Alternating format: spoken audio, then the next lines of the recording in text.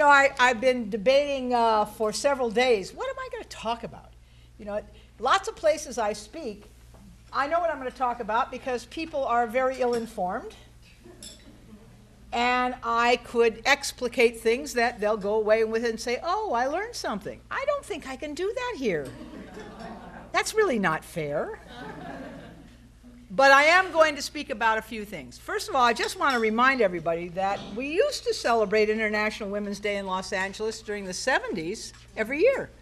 We'd have big demonstrations. We usually would pick institutions downtown that were discriminatory against women, and we would stop in front of each of them and explain a little bit about why we were here, because you guys are the bad guys. And we'd sing Bread and Roses, and we had a women's union, Los Angeles Women's Union.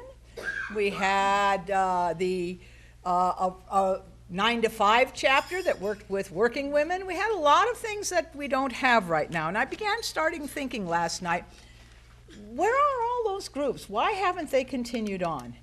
And I really think a lot of that has to do with the changing economy.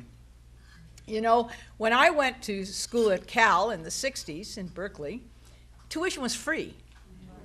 I mean, I'm not talking low, I mean free. I spent about $60, I think, a semester on lab fees, my registration card that got me into all the athletic events for free, and full health care at the medical center for about $60 a semester, okay? Now, when education is free at higher education, you're not working full-time to pay for it. Now, I did work. I worked part-time, but it was part-time, and it gave me a lot of time to be involved in politics. When the economy is growing, as it was in the 60s, which had to be stamped out, I mean, my God, you're raising all those expectations of people. What the heck is wrong with you? They think they're entitled to something, I don't know what yet. But if the economy is growing, people have time. But when I saw yesterday in an article that almost 70% of working Americans made less in 2014 than they did in 2013, who made less in 2013 than they did in 2012, and 2012 was the big part of the recession, I don't have any more misunderstandings about why we don't have more activists and younger people. They're trying to make ends meet. And I see this every day in the students. I still work at UCLA. I'm in the Graduate School of Education and Information Studies, and I have 12 novice teachers who I go to their schools and watch them while they're getting, and help them figure out, oh my God, that didn't work. Let's think about what we could do to make that better. And they're wonderful people. But tuition is now almost $10,000 a year for them, and it keeps going up. So, and that's cheap. And that's cheap. That's called cheap education. That's called cheap. So here they are. They don't get paid for being student teachers. So they're all working jobs, going to school full-time, student teaching. When in the world would they be activists? Even though these are very committed social justice young people. And I can tell that by watching what their curriculum is. Just amazing, these young people. It's an exciting time to be in education. Also a terrifying time. And I was going to start this with it's the best of times and the worst of times. And that's really what I think. It's a little of both. The worst of times, of course, is easy to describe. I mean, really. When you have people who can't figure out what it is they want to do to pass their own legislation in Congress, much less anything we might support. They can't get their own legislation passed in the House. They run the House, and they can't get their own legislation passed. So when those people are in charge, we're not looking to them for solutions. Okay? We see them as part of the problem, not part of the solutions. And then I look around and say, well, what else is holding down the activism in America? It hasn't disappeared. I mean, my God, look at those wonderful people who are in these McDonald's and Burger King and so forth, risking everything because they have no contract, they have no rights. Every time they go out for a $15 an hour pay scale, they risk their jobs. Lots of them get laid off. Lots of them do lose their jobs, get fired for not showing up. And whenever they go out and do that, you know, I always have to write a check and send it to whoever it is that's helping them get organized. Because, you know, that's a huge risk. These people are already not making much. And now to risk even that, because they know that we can't continue this race to the bottom. And that is what it really is.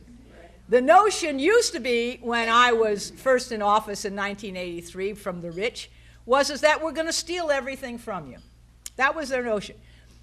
Now, I mean, everything that wasn't nailed down, excuse me. Now their notion is we're not only going to steal everything that's not nailed down, but we're going to pry up the stuff that's nailed down, and we're going to steal that too. Okay? And so when you have that, and it's international. They all work together. They own all the media, right? So we think what's going on in the world is what the media says, but we know it's not, but it's pretty hard to figure out what is going on in the world. And there's this mythology that we continuously face. And I see it a lot because I'm in schools every day. You know, and what is that mythology? That somehow or another, we're special. We're different. We're above everybody else. But you know, I was looking at this wonderful Declaration of Human Rights on your table. Since this was passed, there have been 26 other international laws passed in the United Nations about things internationally, about rights of people, rights of countries, rights of women, rights of this and that and the other thing. Do you know how many of those 26 since this resolution the United States has signed on to out of 26? No, it's a little better than 0. 4. The others we don't feel the need to be a part of because we're so special. You know, what's one of the ones we didn't sign on to? The International Court. There is a policy in the United States that no American can be tried for anything anywhere in the world except in the United States. That is an American policy of foreign policy. And everything we do internationally is to make sure that no American can be tried for their crimes anywhere else in the world. So if you go in with your corporation and destroy a country's complete ecology, you can't be sued in that country. Because we don't sign on to any of those international agreements. We're not a party to any of them because we're special. You see, we don't need them to hold us in control because we're so good we hold ourselves in control. Right? We're for democracy. I mean, that's all this has been about. And we know, of course, because this is Women International League of Peace and Freedom, we know that war is not about money. It's about democracy versus whatever. Something else. Something else. The Gulf War was not about oil. Iraq was not about oil. Korea was not about I'm not sure what. Do you know that in the curriculum of California, you are not required to teach anything about that there even was a Korean War? It's not in the curriculum. Not in the curriculum. Not in the curriculum. And what has happened with all of this? Well, first of all, it's led to crony capitalism. Now, I'm not a big pro-capitalist of any type. I'll be very candid with you. But I will tell you that the type we have now, I'd like to go back to the type we had when I was in the 60s. Because right now, the notion is that you do not have to create anything to be wealthy. The wealthy 1/10 of 1% all push money around. They're in financial services. Okay? That's why you can't stop them. They have so much money, they just buy you. And I'm not kidding. I'll give you just one small example. I ran for the State Assembly for the first time in 2000. And I started receiving contributions from people whose legislation I was never going to support. And I actually had my treasurer send the first check back, and I wrote a little note on it saying, you know, we have really nothing in common. I have no idea why you would send me money. This was the Apartment Owners Association. I have no idea why. I'm for renters' rights. I'm going to be pushing that. And you know what they wrote back to me? Keep the money, someday we'll work together.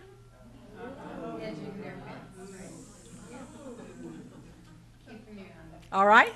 They're keeping me on the payroll, okay? I'm not kidding you. I got that from several different organizations. There are some huge corporations that in every presidential election give money to both the candidates. They don't care who wins. They're both going to take care of them. They don't care who wins. They have a slight preference maybe, but they don't really care. And so how did we get here? Well, it really is, I have to say, Reagan. Okay? Because you see, before that, and by the way, some of this stuff you can get yourself. There is something called the National Taxpayers Union. They're very right-wing reactionary, but they have good data. So they publish every year the history of federal income brackets, top and bottom. Okay? Now, you see, until 1954 to 63, after your first $400,000 of income, 91% of your next money was taxed on income taxes. Okay, 91%. Now, you say, gee, that sounds like a lot. You know, it does, sounds like a lot. But you see, 10% of $1 billion is a lot of money. It's still $100 million.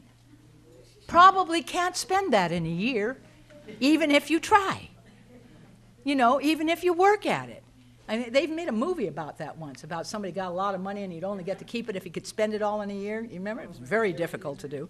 Okay, so that's a situation in which the reason that 91% was so important was because it meant that corporate people who owned stock in their company made their stock go up by reinvesting in their company because they couldn't keep it personally anyway.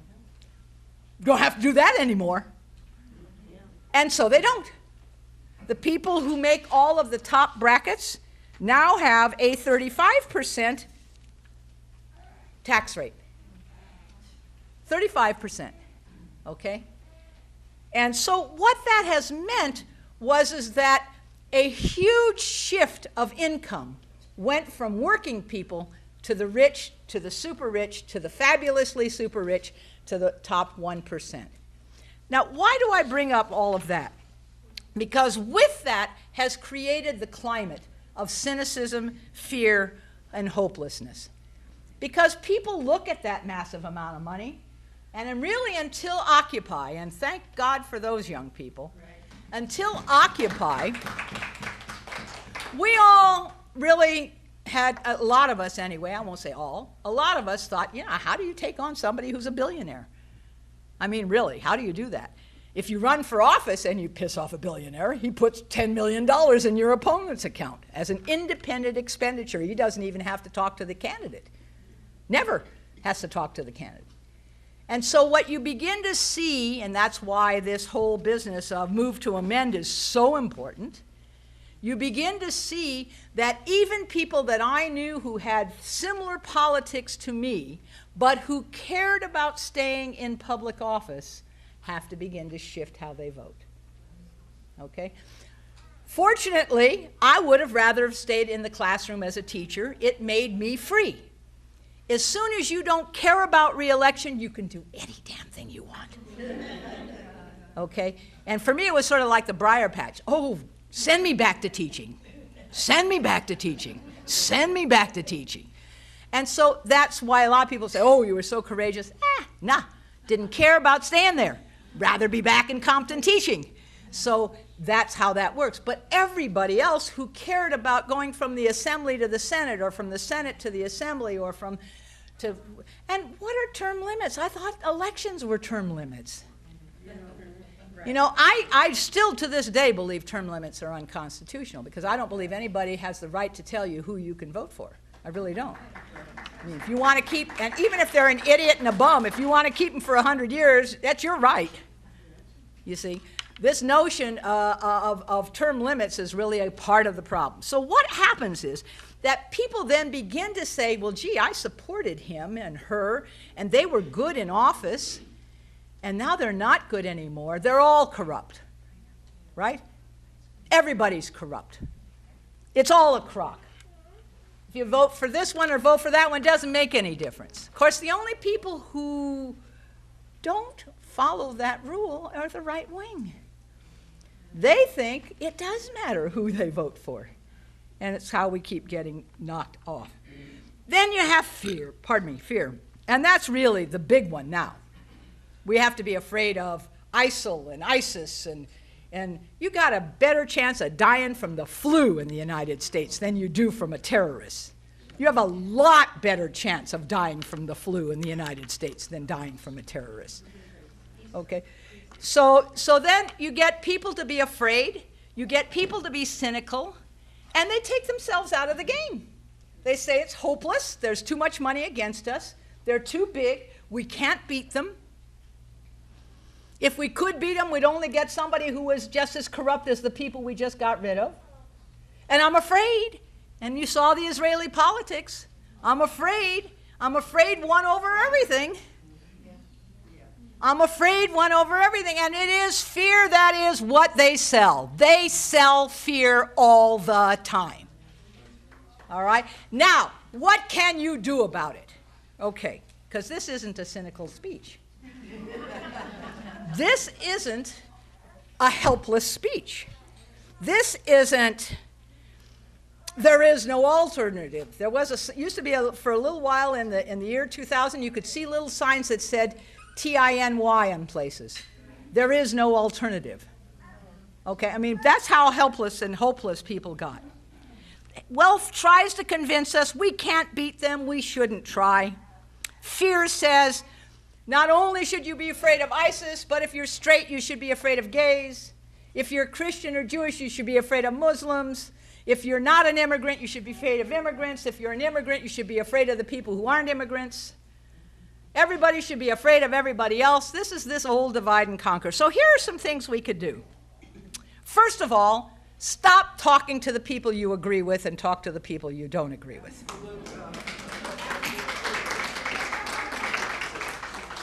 That's harder than it looks. That's a lot harder than it looks. And I'm talking about family here. I'm talking we're coming to Easter and Passover. I'm talking family here. It's time to talk to people that we know and love and not any longer sit quietly while they say things that we know are absolutely not true. Because someone says you need peace in the family. Now, I'm not saying assault them. I'm not saying you idiot, stupid person, uninformed ignoramus. See, this is not a methodology that usually gets people engaged. But we can engage those people that we know that are still buying the special people on the hill crap, that every war we've been on the good side of, that every war has been an important, positive thing for society or any of the other of that stuff. And so that's an important thing to do. Second thing is to inform ourselves. And that's harder to do. But, just a few people here while I was sitting here, brought magazines and stuff. You got stuff on your table. You all know how to do that. I'm talking to the choir here. I usually have to sell this one a lot harder other places. But you already are.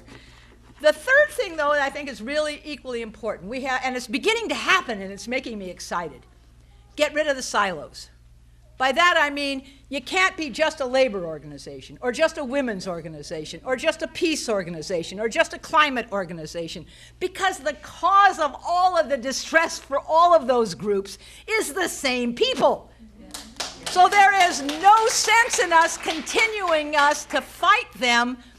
One day this group, one day that group, one day that group, and it's beginning to happen, But we need to be pressing for that, saying it is time for WILPF and all of the other peace organizations and all the labor organizations and all of the folks who care about women's rights and gay rights and the rights of people of color and the rights of immigrants.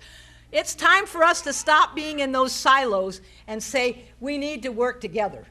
We need to, if you're going out on strike, I'm going to be there. It doesn't matter if I'm in your union or not.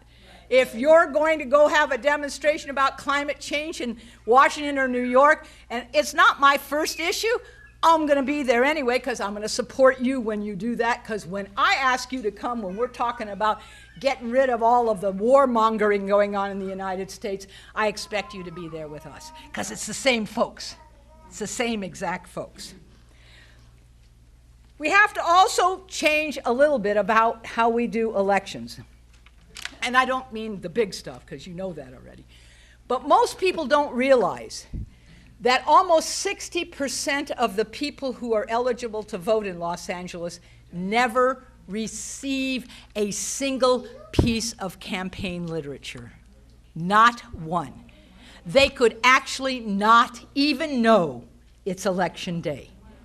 And that's because professional campaign consultants have taken over, and the less expensive way to send 19 pieces of mail to you for one candidate is to only send it to people who always vote.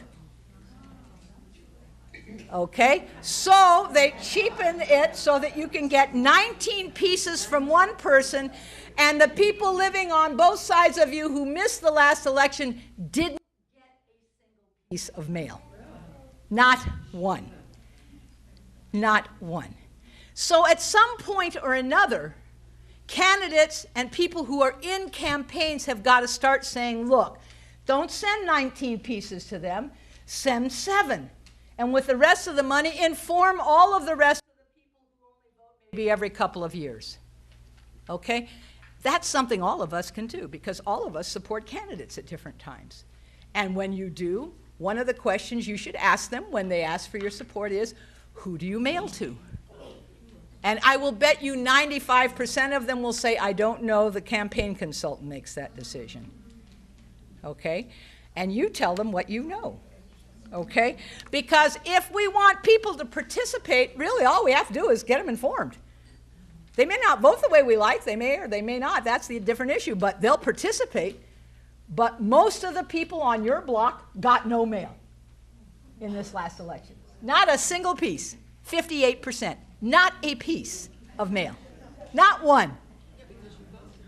You get them, you go out and you say, oh my God, you know, see if I can carry all this into the house. Oh no, I'm not going to carry it in the house, I'm going to put it in the recycle right now. I'm not even get it in the house. Okay, but you vote all the time. Miss an election, 0. Goes to 0. Okay. Never cross a picket line. Now, this is not something I have to say to you, but I have to say to a lot of audiences because they don't understand that. But never cross a picket line. Even if you think the strike is maybe misinformed or not directed well, never cross a picket line. Never cross a picket line, never cross a picket line. Why? Almost nothing left of unions. And that's why the income is going down. Because even if you weren't in a union, if you were in a city that had unions, it set a base for everyone. Okay? We have to help them big time. Take your money out of banks. Yes. You should not be in a bank. Go to your credit union. Non-profit. Do not get your mortgage in a bank. Do not have your checking account in a bank. Do not have your savings account in the banks. The banks are the problem. Right. And every time we put our money in a bank, we're helping out.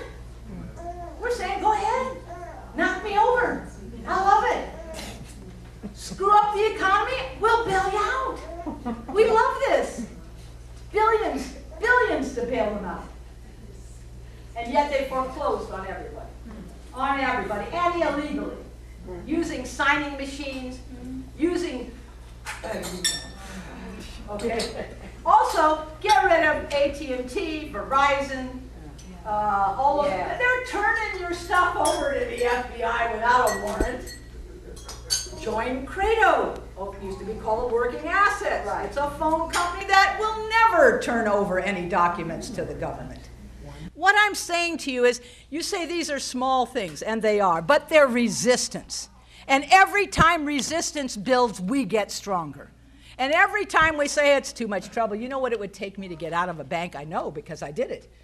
It took me a few weeks to get everything out of the bank. This was not easy. And believe me, the banks don't make it easy. I said to him, can you just wire the check over to my credit union? No. They made me come in and sign for it and pick it up. I said, but you guys wire stuff all the time. Well, we just don't wire that. They don't make it easy. They don't want you to go.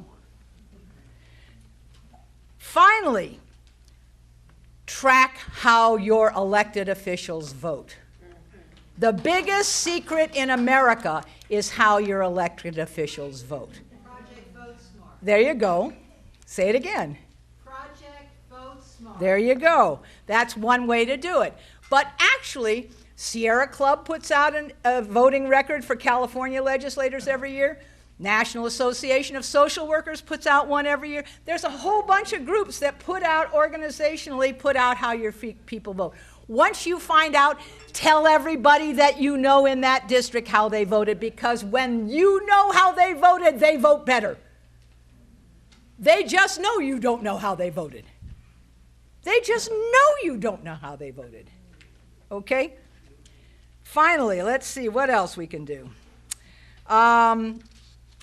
Take alternative media, if you haven't already. I'm sure most of you have. Again, this is a speech I sometimes give to groups that they didn't even know there were alternative media. But one of the ones I like, just for something short, because sometimes we're all busy people, is the Hightower Lowdown. If you haven't gotten that little four-sided thing that comes every it's a lot of fun. And they do pretty good research. So what do we need to do? We need to first understand and remember that cynicism is the most important method of social control in America today. And so I get up every morning, and as I'm brushing my teeth, I look in the mirror and I say, what are you going to do to fight cynicism today? I want all of you to do that. Because that's the killer. The killer is, it's hopeless, we're afraid, it's all a crock, everybody's corrupt, nothing can get better, we're all selfish mongers, it's too late to fix the climate. Whatever it is, it's all this stuff that comes on us that says, give up, give up, give up, give up. And yet the right, let me tell you, like that little Energizer bunny, they are not giving up. And we can't either. We can't either. So, I had a couple of jokes, so I'm going to tell them because I'm about to close. Here's something else, by the way. If you've never seen this before, you should look up the speech of Major General Smedley Butler. I know this group would know this, but those of you who haven't read this speech, it will warm the cockles of your heart. Smedley Butler was the commandant of the United States Marine Corps. And he served in the Marine Corps for, I think he said 40 years or something like that. And when he retired, he gave this speech. And I'm just going to read one little quote from it. He said, I helped make Mexico, especially Tampico, safe for American oil interests in 1914. I helped make Haiti and Cuba a decent place for National City Bank boys to collect revenues. I helped the raping of half a dozen Central American republics for the benefits of Wall Street. The recent racketeering is long. I helped purify Nicaragua for the International Banking House of the Brown Brothers from 1909 to 1912. I brought light to the Dominican Republic for the American sugar interests in 1916, and in China, I helped see to it that Standard Oil went its way unmolested. During those years, I had, as the boys in the back room would say, a swell racket. I was rewarded with honors and medals and promotions. Looking back on it, I feel I could have given Al Capone a few hints. The best he could do was to operate his racket in 3 districts. I operated mine on 3 continents. Okay? So, and basically, his speech is war is a racket. Okay. So, that wasn't the joke. Just in case you were worried. Let me see if I can find it. It's how do you know that men should not be secretaries? Where did I put the little piece of paper? Here it is. Why are men not secretaries? That's the question. The answer was, Here's why. Here's a husband's note on a refrigerator to his wife. Some from Gyna College called. They said, Pabst beer is normal. I thought it was funny. Oh, well. Okay. So I want to leave you with this because I always try to leave everybody with this. First of all, we have to be grateful to WILPF. These 100 years have made a difference in the lives of women and children, people who have been orphaned or widowed by war, people who have struggled with the rape and violence that comes against women in wars throughout history and still continue today. So we have to first say thank you to all those on whose shoulders we stand, who started back during the terrible World War I to say, this has just got to stop. We cannot do this anymore. And we still have to keep saying that over and over and over and over again. Some of us are going to go back to Washington, D.C. at the end of April to try and say to the United States government that you can't retell the story of the Vietnam War so that it looks like a good thing. And so we're going to try to put on some events that say, let's really talk about what really happened in that war. But I always leave with my favorite poem, and I'm going to leave you with it. And that's The Low Road. It's a poem by my favorite poet, Marge Piercy, in one of her books of poetry called The Moon is Always Female. And it goes like this.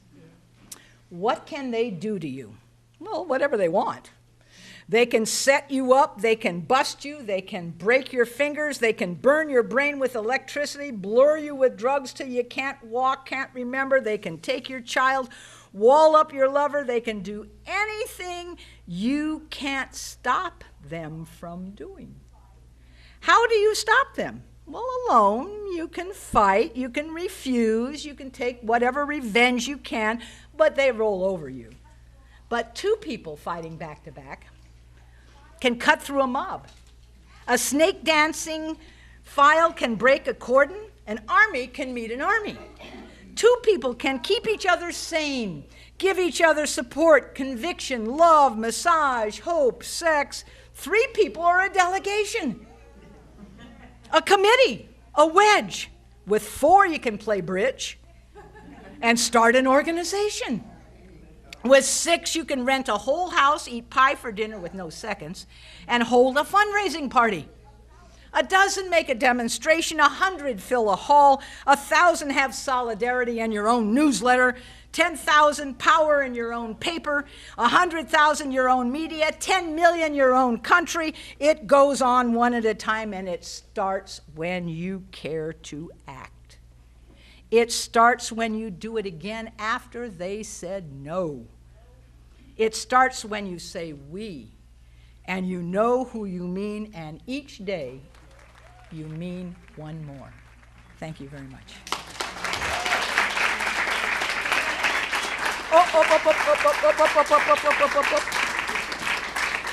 I did forget one thing. This Trans-Pacific Partnership Agreement is at Congress right now, and those of you who live in this basic area know that Adam Schiff is now our congressman, and he has not yet taken a no position on that bill. So if you are in Congressman Adam Schiff's district, please give him a call. He and I have talked several times. He is considering a no vote. He's getting huge pressure from the White House. And I think if we give him enough support, he'll be able to tell the White House, my constituents just won't let me help you. So please call him. Thank you very much.